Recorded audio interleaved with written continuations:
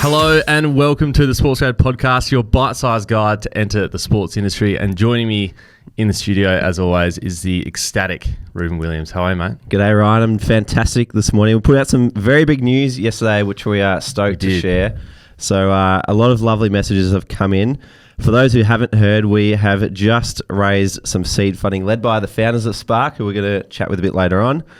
And we're now working in a unique collaboration with them to try and make the trajectory into sport nice and clear for those uni students wanting to break into the sports industry. It couldn't be clearer now, which is very exciting for everyone wanting to work in sports. So let's crack in, because this is one of the bigger episodes in the history of SportsGrad and history of this podcast. So if you want to learn more about who we are, feel free to connect with us on LinkedIn, or if you want to ask us any questions, jump into our community. It's absolutely booming, I think, is the word that I like to use. That's refer it. To the community on the podcast. And there's been some great news recently. Yes, absolutely. Kate Moore, special shout out to Kate Moore, who has just landed a role at the Supercars. She sent us this lovely message in our Discord channel, which said, "I've just accepted the role of accreditation coordinator with the Supercars. I've been working towards a career in motorsport for 18 months now and have to credit the tips and insights shared in the SportsGrad community for helping me land my dream job in the industry." So well done, Kate. Incredible. We love Kate, absolute superstar. So if you want to get your foot in the door of the sports industry, hire people quickly and easily, or learn from the best in the world, there really is something for everyone inside. So get involved. Absolutely. Now, Rubes, as usual, we've got to start today's episode with a quick tip to get a job in sport. If you're currently studying or you've just finished studying, having a postgrad qualification in sports management on your resume can give you a huge leg up on other potential candidates applying for the same role. So if you want to pump up your resume and get specialised knowledge in sports behaviour, law, marketing, ethics, finance, governance and strategy, wowee, there's a lot there. Take a look at Deacon's postgrad qualifications. Their Master of Business in Sports Management is not one of, but the best one in Australia, ranked at number 1. So add a postgrad to your resume, and that is our tip for the episode. Speaking of Deakin, the two guys we've got in the studio today also come from Deakin. Now, these guys treaded the path for sport management students for over a decade to create opportunities for people to get meaningful experience working in sport. Bennett Merriman and Shannan Gove, welcome to the SportsGrad podcast. Thank you, boys. Bit of mayo at the start there, Ryan. About the biggest epised. But we're thrilled to be here, fellas. There's big and there's big. And I think the announcement, the gravity, it warrants the biggest episode of all time. It's 14 months in the making, this episode. So very true. Thank you, boys. We've been prepping it for 14 months as well. We have. That was the first thing we thought about when I think, Bennett, you messaged me out of the blue and said, "Hey, we really like the look of your podcast. We love the sort of work that you're doing. It's aligned closely with what we've been doing in the past. Do you want to have a chat and bounce some ideas off each other?" That's right, Rubes. It was, yeah. There's a little bit of jealousy there as well. I think what you guys are doing is fantastic. So Shannon and I have always believed in the problem you're solving, and probably 12 years ago now was really when things kicked off, when we sort of ventured down a similar path. So the fact that you guys are doing it and doing it so well is really great to see. So good efforts so far, lads, and plenty more to come. Absolutely. And then I think it was a month or two later, Shannon, you reached out. It wasn't about how we were doing, but it was how can you get your podcast started as well. And I remember bouncing a few tips off each other there and thinking, gosh, I wonder where this will lead. Big time. Even this morning coming in going, geez, these boys have got it much better. So I'm learning from the best. We've watched a few of your podcasts in preparation as well, and I think there's definitely some notes we can exchange. Okay. You know, you're very clear on the mic. We can have a chat about the setup and what that involves. So we'll take that offline. Yeah, absolutely. But as we mentioned, you guys have been doing this for over a decade. It started with Event Workforce Group, which grew right around Australia up to a database of in the tens of thousands, doing close to 1,000 events a year through your workforce staff, and then expanded into Rosterfy, your volunteer management scheduling service, which now is being used by the biggest sporting events right around the world, FIFA, UEFA, Super Bowl, just a couple to mention there. But I've been looking forward to this chat for a while because a lot of people who get on the podcast we haven't typically met before, so it's kind of normal for us just to fire questions away at them. But for you guys, we've been chatting in cafes and bars and over Zoom for a long time, so it's rare that we get the opportunity in this sort of artificial formal setting just to lob questions in one direction. But we might kick off with where did it all start for you? Yeah, look, 2010, Bennett and I studying the same course. We're actually cousins. So I was studying sports management at Deakin, who was good to see as a sponsor of the podcast now, boys. So studying sports management and just seeing so many students like myself trying to get experience. And it was actually a lot of people, I recall the guys in the year above having to do their experience and being told by the lecturer to go out to a farm and put fence posts in because there's literally no other, they didn't know how to help these students. It was like, you need to just do the hours, so just do it however you can do it. And I just thought there was no connection there between that and getting a job. It was just ticking a box for the sake of it. And then through that, myself just finding some experience with some friends at the time, Benny Muldoon and Tom Mitchell at the Melbourne Marathon. And I guess the short story is where they needed, there was a big shipping container full of tuna tins at the MCG. They needed cleared out by 5 a.m. the next morning or else I get a fine or something like that. And IMG being a big brand running the marathon, I would expect they would have this database of students wanting to work with them. But their response was, it's basically the last thing they want is a bunch of 18-year-old kids asking them about pay and asking them when the next job is. And they said, well, can you find them? You study sports. And so I went back to res that night, staying in residence, and managed to bring in, 20 mates on a tram the next morning and told them they get, a bit of lunch and some payment. And look, that was the first iteration of what grew to be a company that was built around connecting students that were motivated about the work they were doing and how they could get into the industry and get a casual job to ultimately lead to full-time employment in the industry they wanted to get into. When it first started, did you say, taking that to the first day or the first month, did you always have the vision that it would end up being what it is today? Or was it always just kind of like let's see what happens?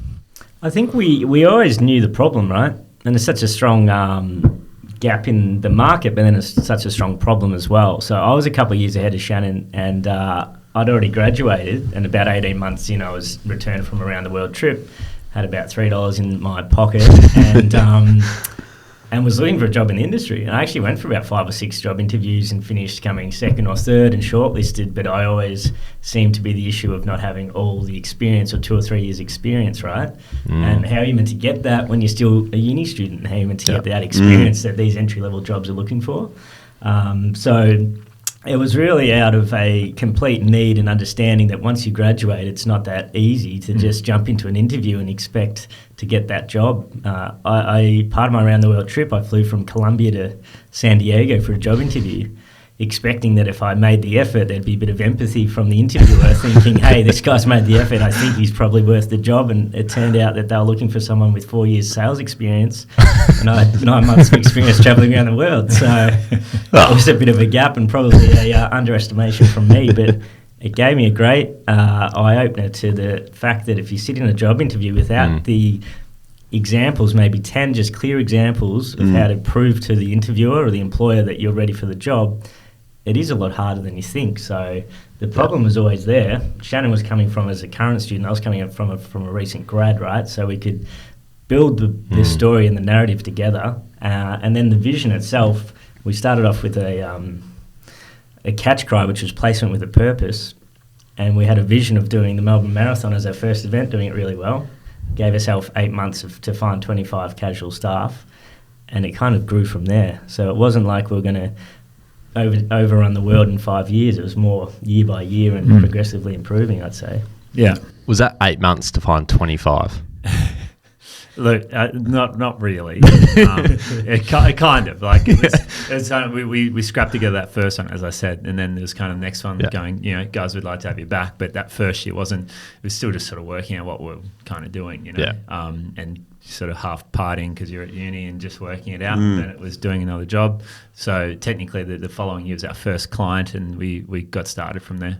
Yeah. Our 25 really, really quality stuff. Yeah. You interviewed very took your time to get quality over quantity. That's important. Yes. So what, you would have been 19 at the time, and Bennett, you 21. You've had this idea. It seemed to work. The problem's always there. How did then you start to grow it? And on top of that, a lot of people have a lot of great ideas, but the hardest part is actually turning it into a sustainable business. How did you start to grow, and how did you start to, commercialize it? Yeah, I think the short answer is like just showing up, and it just naturally sort of organically grew by doing a good job and being a point of difference to what anything else was out there. Like the alternatives for an IMG were basically literally posting posters up at backpackers. Like that was one option.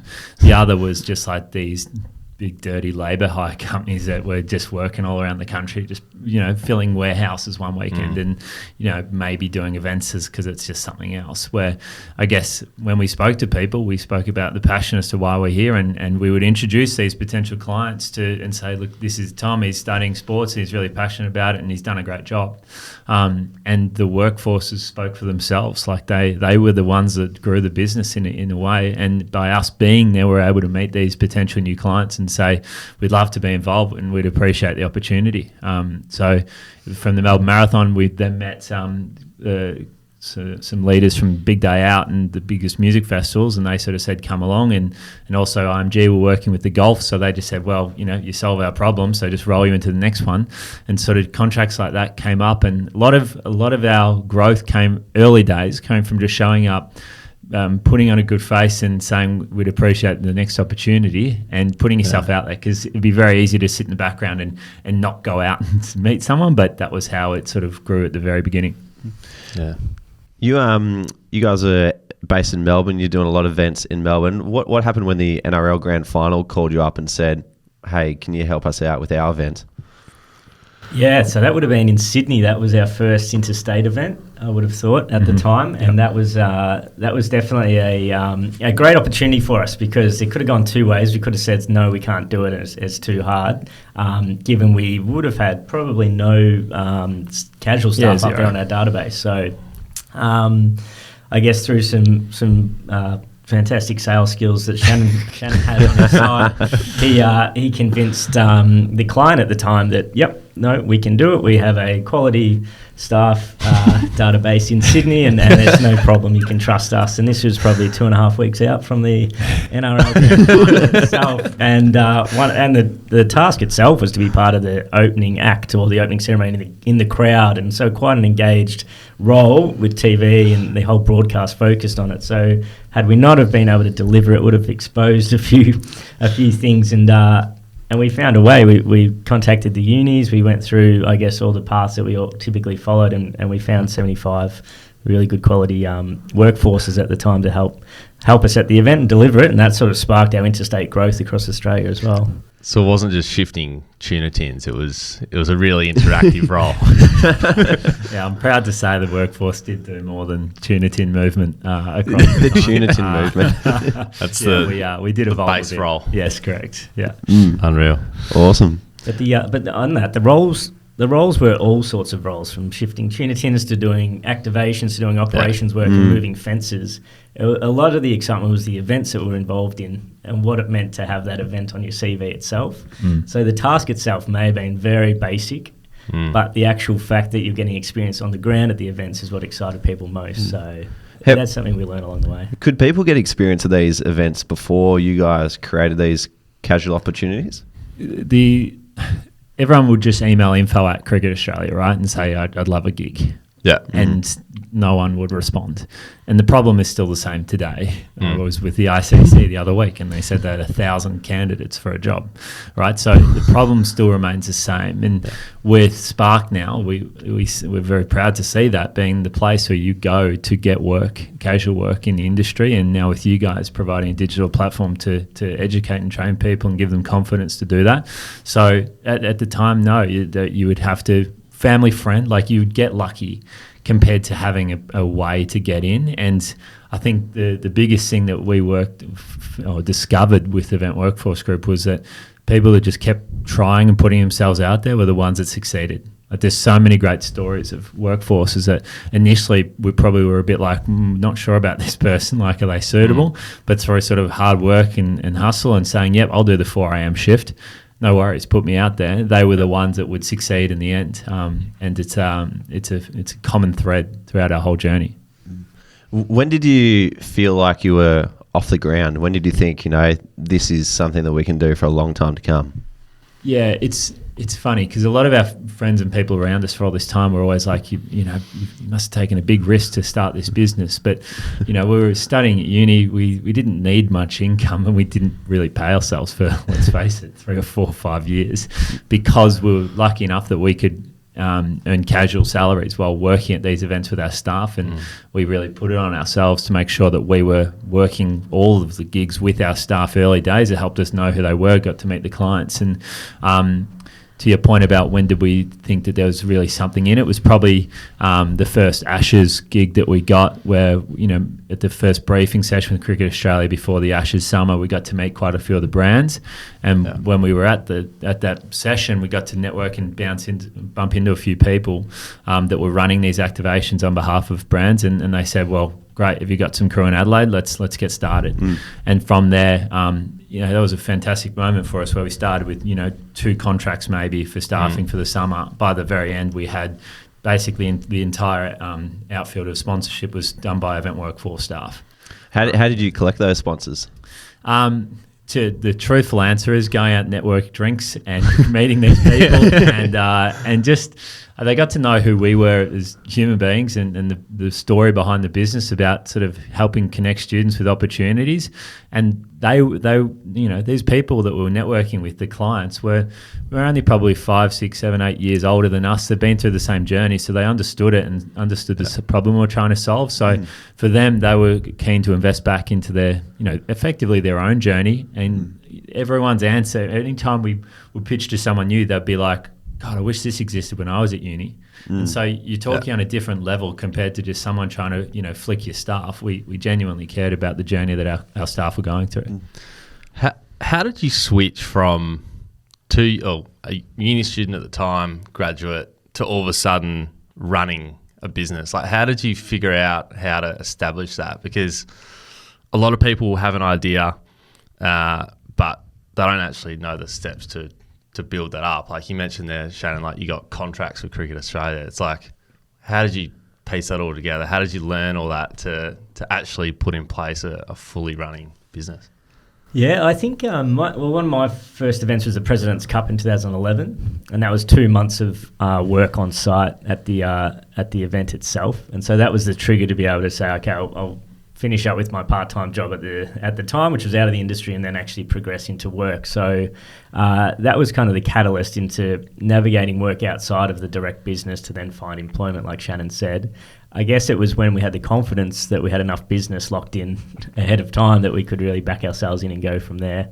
But a lot of it was just backing ourselves in. I don't think there's any real certainty when you start a business in terms of what's ahead of you. So it's really trusting your instinct and going for it, knowing that had it not worked out, we would have found casual work or other opportunities outside of it. So the world won't fall apart. It's just about backing yourself in, because when we went full-time, it made a significant difference to the business itself. And you guys are probably finding that, right? Is once you back yourself in, make it your sole focus and really nail down on it, things really change quickly. So, yeah. And tell us about some of the offices that you've had over time. Did you always start out with a few desks in South Melbourne, or where did it begin? Always pretty luxurious, yeah. Always high rent. Yeah, top dollar. Yeah. A bedroom in somewhere goes for a fair amount. Oh yeah, the Cremorne apartment, that's expensive rent. Yeah, to be honest, still moving there back in today. Probably still our most expensive rent. We started like anything, right, around the dining room table, and moved from my parents to Bennett's parents. We did the first business plan was at the Deakin residence in the dorm room at when Shannon was on site. Yeah, on the big butcher's paper. Yeah, the butcher's paper, and did a bit of brainstorming at the time. Yeah. It was a business plan. So we were offices around Melbourne, Hawthorn, Cremorne, and then it would have been 3 years in where we actually had a dedicated office of our own. And so when he says offices or bedrooms, I'm catching on. It's all good. yeah, love it. Yeah, so it didn't worry us though, right? At the end of the day, you need a laptop and some half decent Wi-Fi, as we found at time to time. And we didn't host too many clients at our office. we had a funny one actually. We did boopers. All the booper troopers around the country. A lot of people listening that were workforces in the past with no booper troopers were in the blue kit going out to all these events around the country. But at one point they asked us, they figured that we were a lot bigger than we were and said, "Oh, can you just store all the uniforms in your offices?" And so we had all these boxes of uniforms basically under the house, and the Labrador would be out the back there sometimes, and then one day they said, "Oh, we'd just like to do an infantry check in the offices. We'll just swing past." We're like, "Oh God, we'll come to you." Yeah, we'll bring them in. We'll do the check for you. Lots of moments like that. Yeah, love it. Yeah, amazing. So, over the first 5 years, you guys have started off with the Melbourne Marathon, progressed to the Ashes. What other clients kind of fit in between that? 2010, 2015 time period, and how is your database growing over those 5 years as well? What kind of point did it reach by that? I think for me, because I was often the one travelling a lot with the clients, and some big ones of note were Lukey and Graham Hannon with the Colour Run was a big moment for us in signing all the events that they would bring on that weren't just the Colour Run, Electric Run and Rock Run and a few others. Tough Mudder with Benny Muldoon and the guys was a big one. And then the Ashes, working with big agencies like your TLAs and Gembas was really...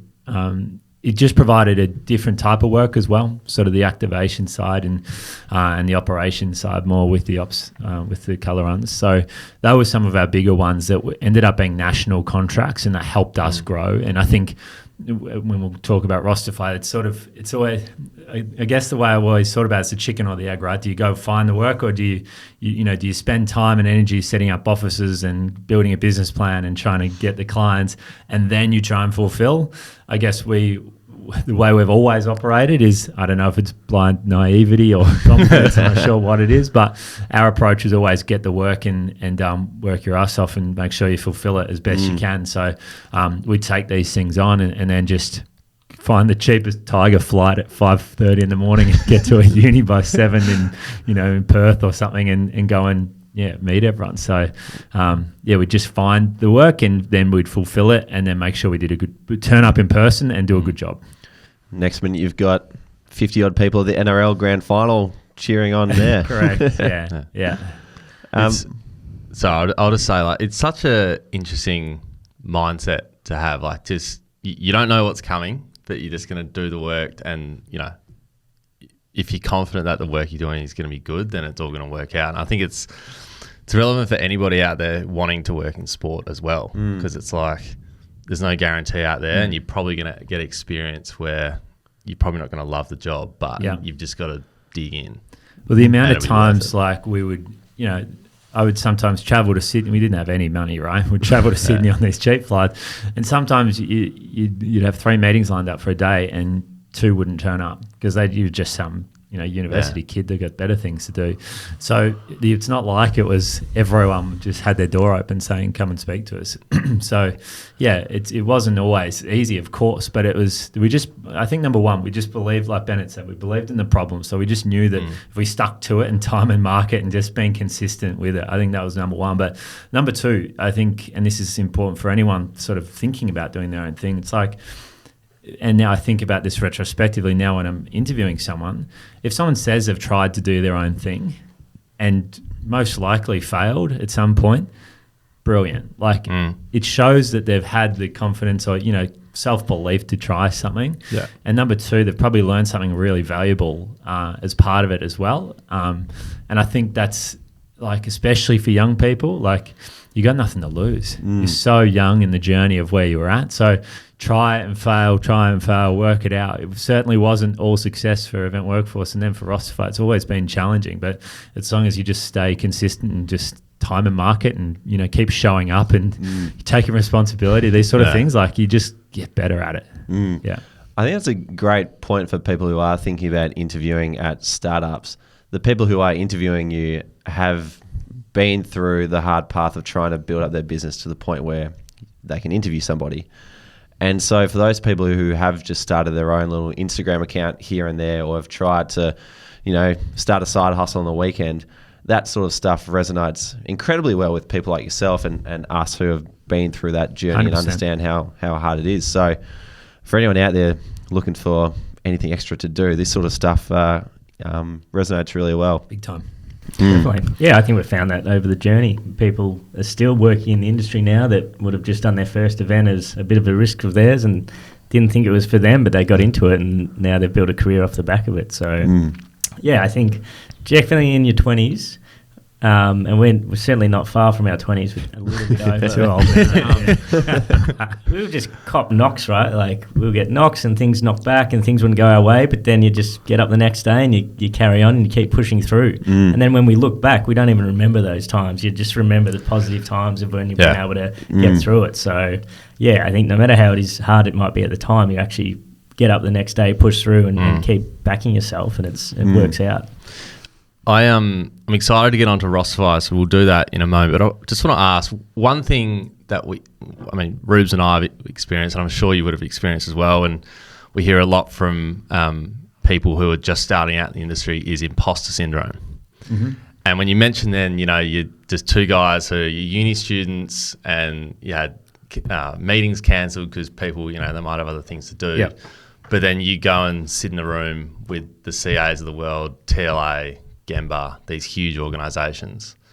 How are you able to compose yourself and be like, I belong at the table, and you're able to have those conversations from a maturity point of view, but just a business standpoint where you've just come out of uni? Like how do you get that confidence? The 2013 Ashes, you would have been 21, 22, talking to, I'm guessing, Qantas, Commonwealth Bank, Victoria, a bit of those types of people. It's a really good question. I don't think I have a specific answer to say this is exactly how you do it, because everyone's different, right? To be honest, I think it's just about our work spoke for itself, and then I don't know if it's a trick or anything like this, but it was always just about you let your work speak for it. So it's like my only advice for anyone trying to get into this space is like, if you need to do something for free for a long time, like our first gigs with the golf, we're earning next to nothing, right? And it didn't matter because we were still able to sort of work casually ourselves and earn money. And this is a sort of it for any uni students. Like we just built up sort of 3, 4, 5 sort of big clients that you can reference, right? And then when you walk into a meeting, it's less about you as a uni student. It's more about, well, these guys trusted us. Like we just did the golf, we did this, we did, Big Day Out, we've done the whole summer. We've got this great group of students and we build sort of decks off the back of it. And so that's number one. It's like, it's less about you telling the story. It's more about, well, these guys back us. Yeah. And then 2 was the story and the motivation that was different to anything else that was out there and driving that home. And honestly, it was just about sometimes asking for, give us a chance and looking them in the eye and saying, we'll be there, we'll be accountable for it. And knowing, because the last thing to do would be to say, give us a chance and then just like put in the hands of someone else to deliver and potentially stuff up. Like as long as you showed up and were accountable, sometimes we stuff things up, but because we were there and we put our hands up and said, you know what, that wasn't good enough, we'll make sure we nail it next time, then we'd get the next one. And then we'd really make sure we nailed it. I think that's the only... What do you reckon, Benno? Yeah, I agree. I think it was at that stage of business, the client really backs you as a person, not the business, because they're doing business with you as a person, right? So if you're a genuine person, you're yourself, and then you've got a track record, or even not much of a track record, but they can trust you as a person, then that'll go a long way, because you've got your character and your personality. Probably not much of a CV at that point in time. No. So you just got to be a genuine person and be yourself and just back up what you say. Some of the basics, really, right? It doesn't take much. But a lot of people probably don't put themselves in that situation, and then there's a missed opportunity and they're like, oh, I could have done that. So, I think put time into yourself and your character and who you are, and then the clients and people you're speaking to should be able to back you in if you have confidence in that. I think actually it's a big part, and with Rosterfy as well. Like we would always ask for people to introduce us to. And I know that sometimes that feels like you're annoying people, whatever, but what's the worst that's going to happen? Yeah. Ask the question, right? And say, look, I know you're mates with this person. Can you help me? And Muldoon, these guys early days, like, we were probably pestering them. They'll look back and go, these guys are a bit annoying, whatever. But, we got through that, and it just helps it helps so much having a personal recommendation or saying, you should trust these people from a trusted source. That really did help us. Yep. Unreal. Well, let's chat about Rosterfy now. So you guys ran Event Workforce Group from 2010 to 2019 before you guys merged with Geordie Miles and his business, Miles Per Hour. We're going to chat with Geordie next week, but those two businesses came together to form Spark. But along that journey around 2015, this idea for Rosterfy started to come up and started to take over your time. Can you tell us how that got going? Yeah, absolutely. So Event Workforce Group essentially is an event staffing company, right? So we were dealing with 20 staff in our first year, up to 10,000 every year from about 2014 to 2015. So we had all the challenges that most organisations have with scheduling, recruitment, rostering, timesheets. And we were doing it on spreadsheets, right? So color coding, Google Docs was an upgrade from the old Google lots of spreadsheet. Lots of VLOOKUP, that type of thing. Yeah, probably not even that, Rubes. That would have been very Just fancy. Control F, find. Yeah, that would have been helpful, actually. Good idea. Rubes has weirdly become amazing at Excel, and I'm like, oh shit. Mate, I wouldn't say that. That would be an insult to people who actually know how to use Excel. So it was a journey of another problem we were solving was mass workforce scheduling and management. And so we didn't see any software on the market that could solve that problem. And we said, okay, well, we'll have to solve it ourselves. Called upon our business partner now, Chris Grant, who'd done a lot of work in events and we'd known through previous experience together. And he basically built our website and it was a tool for EWG for a year and a half. And until we started speaking to industry contacts and they realised, hey, we got no tool to manage our hundreds of volunteers or our casual staff. Can we start using that tool you have? And we didn't have a name for it. And we said, okay, let's come up with a name and here's a product. And then that turned into Rosterfy, the company, and it kind of evolved from 2015. So yeah, it was again a business that was born out of a problem that no one else could solve at the time. And it's an interesting one. When clients first were asking us, like, what's that tech you're using? I guess my role as a business has always been sort of the revenue side and sales. And so my first reaction was, well, get your hands off it because you're going to use this software. You're not going to use our staff. Yeah. And then after a while, sort of thinking more about it and probably some friendly nudges from Bennett and Chris about going, well, hang on, we can make a bigger impact. Like, why did we start this company? We started this company to help connect people to opportunities ultimately, right? Yeah. And then through this technology, these clients that sort of gave us those opportunities early, we realised, hang on, we've just engaged with 300 people in Cairns that we would have never met before because Cycling Australia is now engaged with them. And then realising, hey, we can make an impact here with this technology, and that's sort of where we sort of, caught up with Geordie and said, we want to go all in on the tech side, and Geordie was running a great business, Miles Per Hour at the time. So Geordie, we want to put, Event Workforce Group in your hands to give it a great home. And we're so happy that we did. He's such a fantastic person, runs such a great organisation. So that's sort of how the merge happened. And Bennett and I have been, and Chris and our team, full-time Rosterfy for the last 5 years now. Unreal. So it sounds like you were kind of worried that Rosterfy would cannibalise the revenue that was coming in from EWG. Look, it was a small-time problem because we weren't a big business, right? But it was more just the thought of going, well, it was never an intention for us to build a software platform to license. It was simply selfishly to solve our own problem of how do we better schedule our workforce. And I think number one, we built it with our workforce in mind compared to like an admin problem. It was kind of more like we built Event Workforce to provide students a place to go to find opportunities that they were passionate about. But at the time, they were kind of just like register, like a new individual that have to register every time as a new individual, re-register. And so we weren't treating them with the respect that they needed. They weren't being able to get, tangible benefits like certificates or award recognition, these sorts of things that a tech platform can provide. So we built it for them ultimately, and the other effect of it was reducing all the admin time that we were spending in the timesheets and scheduling and making sure we had the best people in the best roles, quite simply. Who were some of the first people to take up the use of Rosterfy? Well, we would have started with a BMX event in northern Queensland as our very first. Jen Dwyer, she backed us in, so we definitely remember Jen for giving us that first opportunity. Shout out to Jen. She'd be listening, no doubt. Absolutely. And then we would have progressed pretty quickly, actually, into the Netball World Cup, which was maybe our third or fourth client on Rosterfy. That was 2015 in Sydney. So we all of a sudden had a World Cup on our platform. We were thinking, wow, this is a serious problem we're solving if a Netball World Cup doesn't have a tool or a solution that they can easily use for volunteer management. And that quickly progressed into signing Tough Mudder globally, that all of a sudden imported 120,000 volunteers into Rosterfy. 125,000. 125,000. Yeah. No. What better say? 120. Oh, I thought you said 120. Oh, maybe I missed that. We just want to make sure we get that 125,000 out there. It was 125,000. And it was across 3 countries: US, Australia, and the UK. Right. So all of a sudden, our platform had been supercharged with one of the global leaders in event management.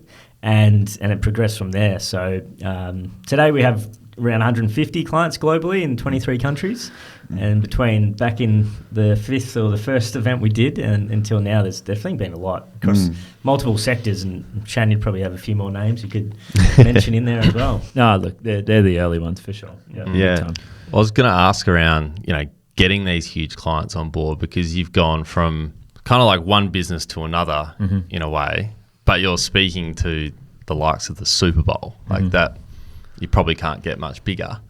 How did the mindset change, and how you're now traveling to the US to go and pitch to people? Like, that's incredible. It's a huge shift. How did you sort of handle that? Was it just you two still, or did you hire people out to help you?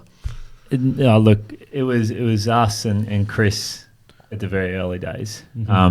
And to be clear, early days we were doing calls at 3 a.m. to America. We weren't travelling over there.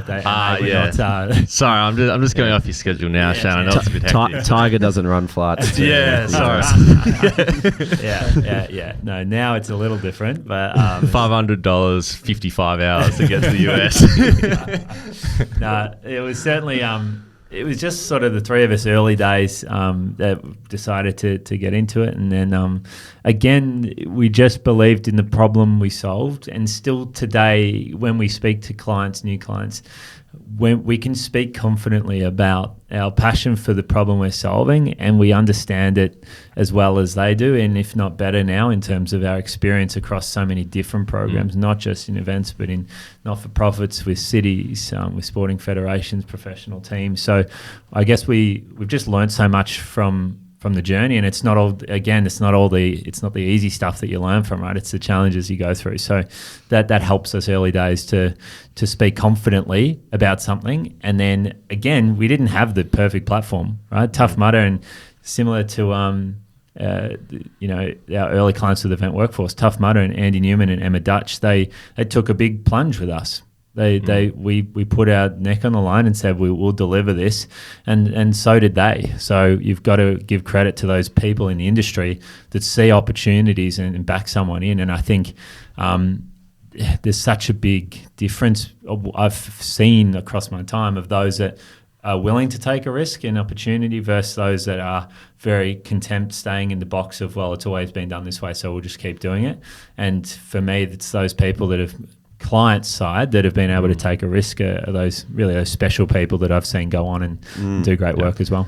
One of just a quick a story about that Tough Mudder client we worked with. So I was going to say, because you started working for them back in 2013, and then later down the track they really seemed to help you out. Yeah, that's right. And I guess the story is pretty amazing, because we actually went down to help Andy, who was the head of Tough Mudder, at Phillip Island, a couple of hours south of Melbourne, right? And he contacted us because he was speaking to Katie Rowe at Deakin Uni about getting some uni students involved, and then Katie put him onto us at EWG, and we spoke to Andy from New York and said, he was like, I don't know where to find volunteers in Melbourne or casual staff, can you guys help me? And I think it might have been Shannon was like, yeah, Bennett will be down there tomorrow. Phillip Island at 10 a.m. Look out for Bennett, he'll be there to help you. I can just imagine you on the phone. Well, will I, Shannon? Cool. Yeah, I didn't know I was going to be in Phillip Not Island. the first time that's happened. So Not the last. So that actually was the trigger event, because we met Andy down in Phillip Island, right? And so that was the start of our, I guess, working relationship with Andy, who's become a great mate. But ever since then, 2 years after that, we actually told him about the software. He then took on Rosterfy globally. A year and a half out after that, Andy then moved to the Super Bowl. He then took our software with him to the Super Bowl. Just last year, Andy moved to the B22, the Commonwealth Games. He took our software to the Commonwealth Games. So this is one person we met on Phillip Island, south of Melbourne, right? So to think that you're in Melbourne and you might be distant from the globe and the world of opportunity, it only takes one person to meet. Yeah. And it's incredible the journey we've been on through that one contact and sending Bennett down to Phillip Island. Yeah. Well, you then got sent to the US for a period of time, is that right? Yes, yeah. I actually signed up for that one. So that was an opportunity through the Australian Sports Technology Network. So that was landing pad, and I went to San Francisco for 6 months actually in the end. And we were the guinea pigs. So we were one of 10 Australian startups to go over to San Francisco, open up the US market and see what we could do over there. So I set up the office, employed a couple of our first staff, and really just went for it. And there were probably only 4 or 5 of us in the team in Melbourne, and me floating around the US. And it was good opportunity, good fun, and it just really, I guess, showcased that there was a problem we were solving globally. And that was kind of the trigger of, I guess, getting our confidence that we can deal with overseas clients, and this problem we've got is a global problem. So that was really, really cool. It was really cool. We're very fortunate the Australian government showed a lot of faith in us, actually. And we've been, I guess, used as case studies and other stories by them for a while now. So, yeah, it was really awesome. Was that 2017 you were floating around the US? Yeah, I think it was, Rubes. So I reckon I bumped into you. We've got a caller. Got a call coming in. John from Eddie. I don't know if I've told you this before, but I was on a study tour with Deakin University, led by Adam Carg, who I'm not sure was around back in your day. Great friend of the show as well. Yeah, he's been on an episode before. And we were in San Diego. We did a lot of our classes out of San Diego with Ohio University. And Adam said, hey guys, let's all go into town and go to Piano Bar. And we're sitting around there, just, pianos playing in the background, everyone's having a few drinks. And I recognised your face sitting across the table because of everything you'd done at Event Workforce Group. And I had done a couple of shifts with you guys. I think the Geelong road race, Cadell Evans Gradation road race in 2016. I remember seeing you at that thinking, gosh, I thought the founders just kind of sat back in the office, but there you were lifting boxes, moving, fencing around, that kind of thing. So I knew who you were, and then you popped up in this piano bar in San Diego by chance, and I thought, what is this guy doing here? I didn't say hi because I was probably too nervous, but I did wonder how have you landed in the same bar as this Deakin study tour in San Diego? Well, I learned piano from. So thank you for coming to watch. Probably difficult to talk to him when he's singing. Singing piano, yeah, absolutely. Fair enough. And if you had to come in with a couple of dollar bills, I'll be spoken to. No, I knew Adam from our time at Deakin, so that was obviously something. I was in San Diego. I had this vision of setting up a San Diego office by the beach. Employed someone there. It didn't work out, and we've had a couple of different cities where our offices have been since. But the timing worked out, and the problem that's being solved in the US for uni students and sport management students getting experience, the exact same problem in Australia and overseas. So. Yeah, that was pretty funny, wasn't it? Yeah. Well, SportsGrad's got San Diego roots as well, because the first ever interview I did was in San Diego. It was from out the back of the Pacific Beach hostel, right on the water. There you go. And I had the landline phone from the hostel in one hand, speaking to a bloke called Scott at UCLA in the marketing team. and my mobile on the other hand recording what was coming out of the phone whilst I asked him questions. What a setup. Come a long way, boys. Yeah. Whilst in the background of this is all the noises you'd expect from a hostel. Safe to say that footage hasn't been released ever. But so I'm glad we've both made attempts to get set up in the US. Oh, well, you do some crazy things, right? Like, you do whatever you can at the time. Yeah, absolutely. Strong roots in San Diego. I love that. Yeah, we'll be back. It's good. You mentioned the Australian government, Bennett. I believe you've actually met the Prime Minister before. Is that correct? Malcolm Turnbull at the time. We were very fortunate to get an invite up to Curability House because Bennett jumped on that one. I didn't see the invite. Can't imagine. Personalised invite, actually. So that was back to 2017 through the Australian government. They love what we're doing. They love the fact we work with the Super Bowl and these global events. So I got invited up to Curability House to meet Malcolm Turnbull and Shinzo Abe, Japanese Prime Minister at the time, and it was kind of looking at big major event suppliers in Australia leading up to other events globally and through Asia as well. So that was pretty cool, actually. Certainly didn't expect that opportunity. And what did Malcolm say to you when he introduced you to the Japanese president? Wow, you're really setting us up nicely. I don't think Malcolm knew my face, which is probably understandable, but he did introduce Rosterfyers to Shinzo Abe as one of Australia's leading innovation companies, which I'm sure he was proud as punch to mention. Couldn't be more right. And thanks. What did they serve on the menu? Is it pretty fancy? Oysters and champagne. Yeah, lovely. Shan would have been very flat not to get the invite for that one. Not a big oyster man. Unreal. So then you've got this presence set up in the US. How did you grow throughout Europe? Again, it's do you set up and business plan 6 months, this sort of thing, or do you go and find clients? And we just found clients. We just knew that these large organisations that were over there were facing the same problem. And to be honest, I can't even exactly recall, but just reaching out to quite a few people through the network, meeting people at conferences where people fly in and saying, love to have a call with you, and then just uncovering that. Ultimately, just asking the question, how are you engaging with your workforce? Like, how are you managing this? And then hearing that they've got, full teams of people in spreadsheets and they don't really know what's going on. And therefore just saying, well, would you give us an opportunity? And for me, one of my proudest moments is actually signing London Marathon events. It took a long time dealing with sort of the head, Hugh Brasher, who's, again, a fantastic person. That, like an Andy, these people take an opportunity, right? Or take a risk ultimately in us. And, we went through a lot of negotiations and got to a point where we signed them as a client, and the City of London and some others that followed from that, because, again, you then walk into the next room and say, well, these guys are working with us. Why wouldn't you? So it's just building that client list, and you just do whatever you need to do to get the first one, and you work off that. What's your recollection? Yeah, absolutely. I think, and the work that Shannon did at the time was pretty humongous, right? We didn't have anyone on the ground, so Shannon was doing a lot of the Zoom calls, and we were negotiating contracts with European clients and all sorts of things, which was testament to the effort that was put in, the hard work that you can sign these clients and get to know these people from the other side of the world, which we know these days, but 5-6 years ago, you'd think you need to jump on a plane for 3 months to make it happen. So Zoom wasn't as popular 6 years ago. No, I actually distinctly remember a call with London Marathon events. It was getting down to the final part, and there was like 15 of them in the room and me. And I was in a Airbnb on a holiday. I'm not sure if I've told you this one, Bennett. But the lights... There's no lights in my room. It was like in the afternoon, but the call went for ages, like 2 hours. And by the time we finished the call, it was pitch black.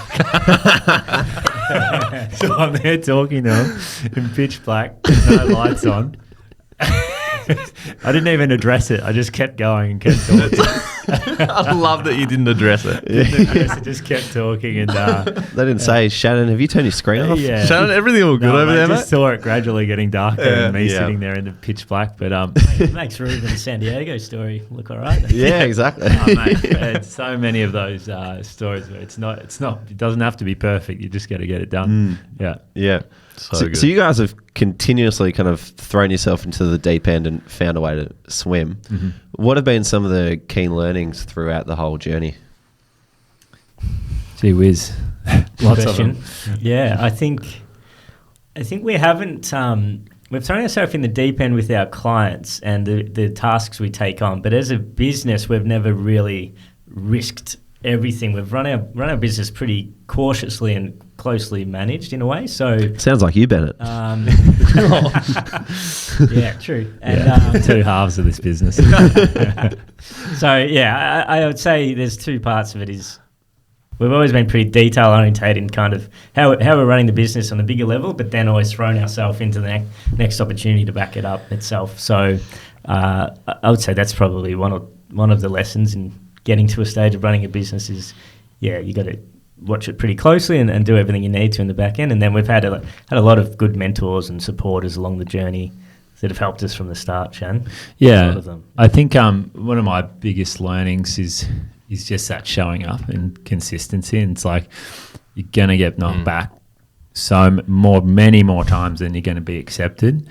When you get accepted, just nail it and do everything in your power. Even if you stuff it up, at least people respect the fact that you're having a crack. And I think that's ultimately what Bennett and I saw in you guys, is that you kept showing up and you were just doing the work and putting it in. Not everything was perfect and we were the same. Still not today for us, right? And everyone from the outside probably looks in going, it's all rosy and really easy. It's not, right? We're still growing and feel like we're the tip of the iceberg in terms of what we can achieve. So it's just like, I think that, and just never settling. Like there's just so much more to achieve and to do and experiences to gain out of it. So it's just sort of just keep pushing for the next thing and keep growing and learn from all the stuff that you stuff up along the way. Mm-hmm. Yep, and stay in touch with people that you meet and look after your network and promote the work of other people around you. Because we appreciate that you guys getting the two of us on, but we've had teams of people working with us and a whole range of people have helped along the journey as well. So I think, yeah, building a team, recruiting great people and acknowledging the work of others definitely has helped us along the journey. Yeah. Obviously, you've refined Rosterfy over the last few years. What's the next stage that you're seeing? Is it just further refinement, or is there something else that you think you can do with it? Yeah, look, for us, it's similar to Event Workforce. Rosterfy's mission is to connect communities around the world. Like, we want to be the place where people, it's so difficult sometimes for people if they want to know how to volunteer. Again, they're probably emailing info at all these organisations to do it. Yep. Rosterfy now, we're proud to say we've had over 1 million workforce around the world use our platform to engage better to their community. We're on a mission to get to 10 million in the next couple of years. So I think that refinement comes through the platform and those experiences we've learned. And probably to answer your question directly, like, where do we see ourselves going next? Right now, Rosterfy is a business that sells license fees to single organisations to better run their workforce, right? To better engage. The challenge with that is that all of our customers around the world are asking us, how do we find more workforce?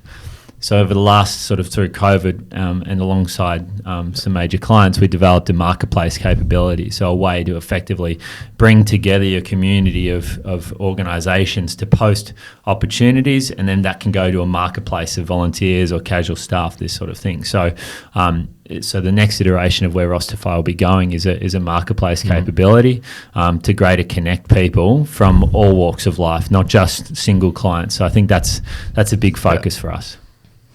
Definitely. And I think that's the SportsGrad network and the members and those opportunities that pop up across these clients from these 25 countries we work in. Hopefully there's opportunities globally that we can open up for the SportsGrad members. So we're doing, obviously, the Super Bowl, we're doing Commonwealth Games, we're doing FIFA World Cup, we're doing a lot of global events that would be unreal for people to get a hold of and sign up to. So that's where we see it going as well.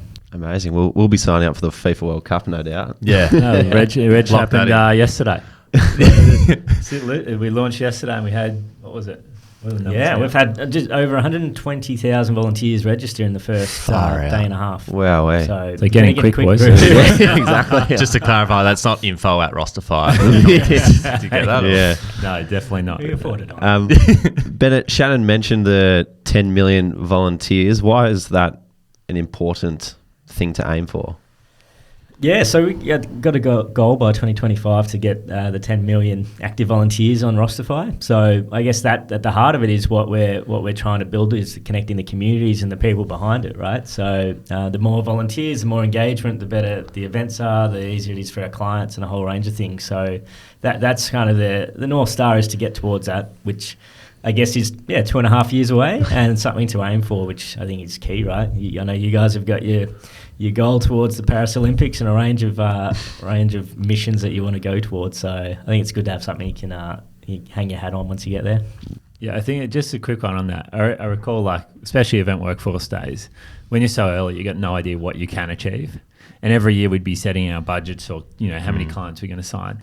And every year we'd put some sort of stupid number out there and be like, oh, that's ridiculous, but we'll have a crack. And inevitably each year, because we put that there, we'd get it. And I found it fascinating. And every year we'd look back and go, how the hell did we do that? But because you set yourself a goal of doing it and you put it so obviously in front of you every single day, it's kind of, that's just the bar you set yourself. Yeah. And I think that's a really important part for people getting into these things is like, just put it out there to the world and, work your ass off to get it.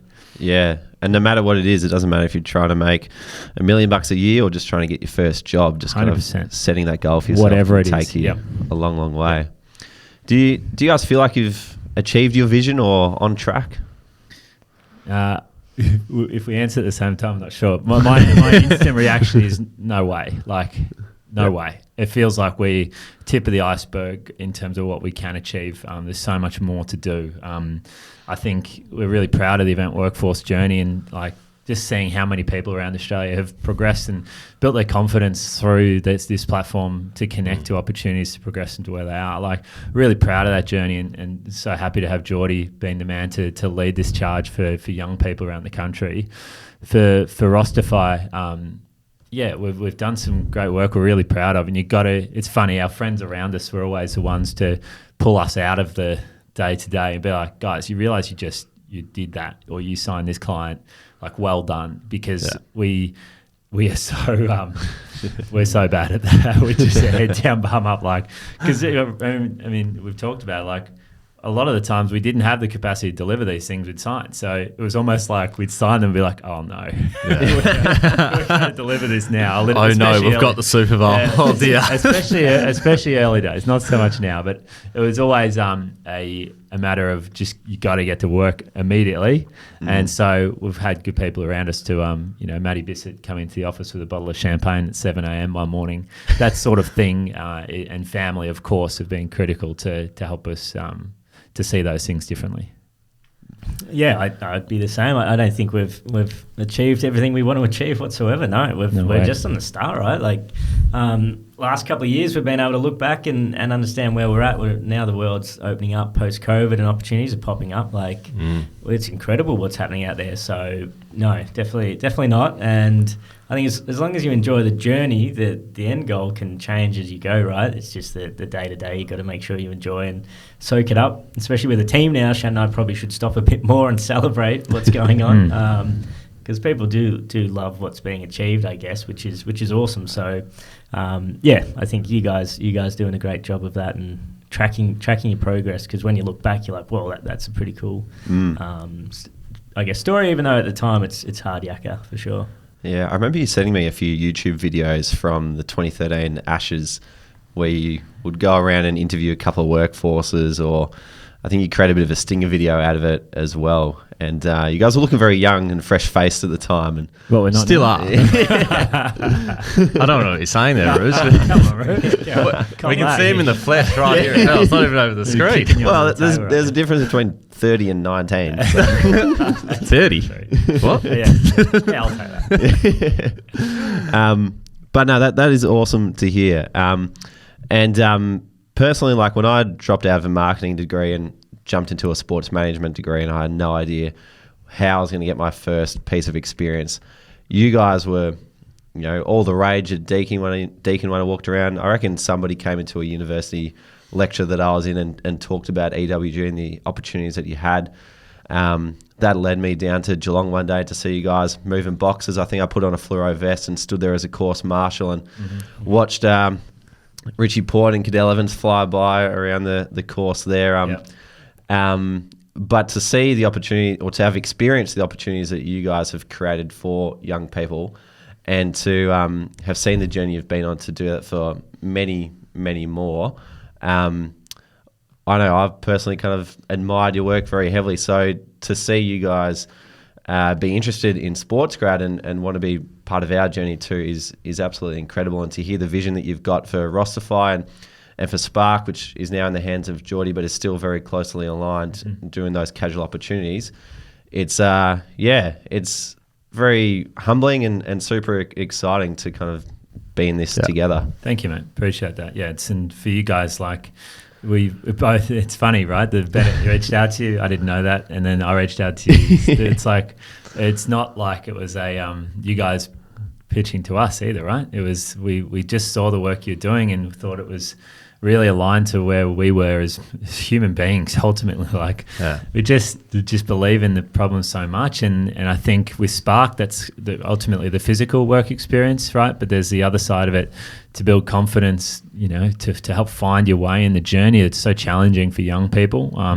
So yeah, the work you guys are doing is again, tip of the iceberg. It feels like we're still working it out as well, right? And there's so much to go and to grow, and internationally, these sorts of things that you guys can make a real impact for people. And I think that's why we're interested in the very first place. Yeah.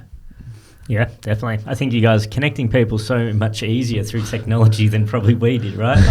Like, you guys have fast-tracked the whole problem-solving solution so much quicker than us. So over our journey, we had a wall of fame where we had a number of our workforces go from volunteer to casual into full-time gigs in the industry, and that was over the course of 5 years, whereas you guys are doing it already in the space of 2. So it's great to see the growth and the pace you're moving at, and the fact that you guys are just great people as well. I think everyone can relate to, so keep it up, boys.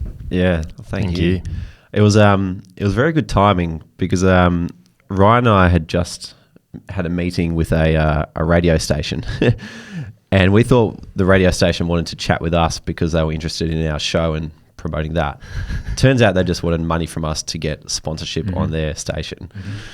And we were like, what the heck? Yeah, that was weird. And we were walking back to the car on Clarendon Street in South Melbourne, and Ryan goes to me, we just need like someone to invest in us, tip some money in and get us going off the ground. And then I think the next day we put out the second iteration of the membership, and by lunchtime that day, I think Shannon, you had messaged me saying, hey guys, really like you're offering what you've put out there.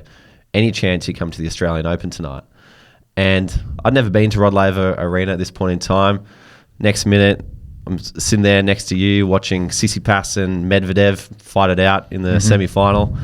And I remember you saying to me, like, Rubes, there's just some work that we've got to do together. Do you want to come into our office next week? And I remember calling Ryan and being like, these guys want to chat. Like, this is this is going somewhere. I recall that, and Rubes goes to me about half an hour before, who's like, just have a couple of lines about why you're in this. So this is what you want to do. Prepared. I'm like, we had our meeting, and then there was the next follow-up serious meeting, and that's when I briefed Ryan. Yeah, it was actually good. I was on annual leave for some reason. I can't actually remember why. So it just worked. Not from sports. At cricket, yeah. And I was like, heck yeah, I'll come into the Commons and see the guys. So that was awesome. It was awesome. But yeah, no, it was very good timing, and to see what you guys have set up and to kind of dovetail what you're doing with Spark as well in the background is just absolutely awesome. So yeah, I think the connection with Spark, most importantly, right? Like if you want to, and this is so early days, we're having this conversation. We're literally kicking this off this week as the podcast is being released. So there's just so much work to do here, and the sky's the limit in terms of this. But at the end of the day, we just keep the mission at the top to be like, how do we help build confidence in young people and connect them to opportunities they care about? And then the result of that is better outcomes for your clients, and that just grows, right? And we start here in Australia and we work it up and we build, it's very interesting and for you guys as well, but like our experience around the world, a lot of people refer to Australia as a great breeding ground because it's actually quite tough here. Yeah. In America, people are willing to take your call. They love people pitching to them. In Australia, it's really challenging sometimes. So it can be kind of a closed-off market down here. So, this is where we just have so much to work on, and, you just stick through it, right? And you guys are great human beings that care about the workforces so much. And like on the Discord here and on the Slack channels, like seeing almost every second day there seems to be a new person that's found an opportunity or someone else here saying, I wouldn't have done this had I not heard of SportsGrad. Like, at the end of the day, if you can look back on, if you look forward to 30 years from now, whenever it is, 20 years, 10 years, God, that you may be finishing work and whatever, you're looking back on what you've achieved, like, how have you made people feel and how have you helped people around your community? And that's what this business is. It's not something, you're not selling widgets. No. I think that's what's important here, and you just stick true to that and don't move away from it and just stick the course. Yeah. Absolutely. Right. Awesome. Yeah. Well, I think we've covered just about everything. Yeah. We've gone the whole timeline, which is great. Yeah. But no, thank you guys. And thanks for coming in. This is actually, for those listening, this is actually the first time we've done a podcast in the studio. Ruben's wearing pants. Yeah. Weird. He doesn't usually wear this. So thanks for coming in. It's awesome to chat, and we're beyond excited to work with you guys. So Yeah, exciting times. Bring it on. Yeah, looking forward to meeting more of the members, helping out where we can, and opening up the globe of opportunities, I guess. So got a big few years ahead. So Big time. Thanks for getting us on, boys. Yep. Thanks, boys. Awesome. If you want to learn more, find us on LinkedIn, plus be sure to jump into the SportsGrad community. We would love to chat with you on there, and there's going to be so much more opportunities coming through now with this monumental partnership, Ruben. So And very exciting. If you want to learn more about Bennett and Shannan, find them on LinkedIn too. I think they're tens of thousands of people in their EWG database has grown their following to about 20, 30,000 each, roughly speaking, I think. So definitely make sure you check them out and what they've been up to in the past too. Awesome. Well, thanks for listening. We'll see you next time.